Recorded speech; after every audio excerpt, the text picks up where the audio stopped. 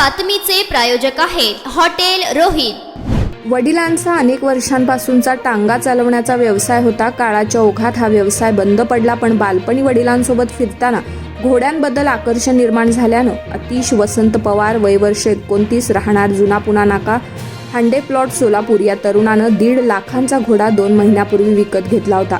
तो घोडा चोरट्यानं चोरून नेला असून पवार यांनी या प्रकरणी फौजदार चौडी पोलीस ठाण्यात फिर्याद दिली आहे। सोलापूर शहरातून दररोज सरासरी 2 दुचाकी चोरी होतात अशी स्थिती आहे। महिलांच्या गळ्यातील दागिने, रिक्षा प्रवासात महिलांचे साहित्य चोरी, घरफोडी असेही शहरामध्ये गुन्हे सतत घडतात। पण आता चोरटी, कुत्री, घोडा असे पाळीव प्राणी देखील सोडत नसल्याचं पाहायला मिळतंय।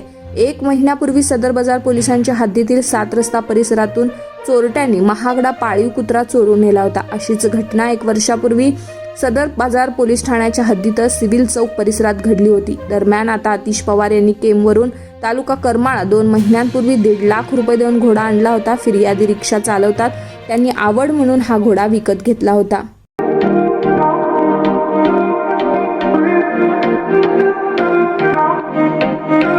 सोलापुरात व्हेज नॉन व्हेज जेवण मिळण्याचं एकमेव ठिकाण हॉटेल रोहित। चवीला टेस्ट, हॉटेल रोहितचे जेवण बेस्ट। बर्थडे पार्टी, कार्यक्रम, विविध पार्टींचे ऑर्डर्स ही स्वीकारले जातील।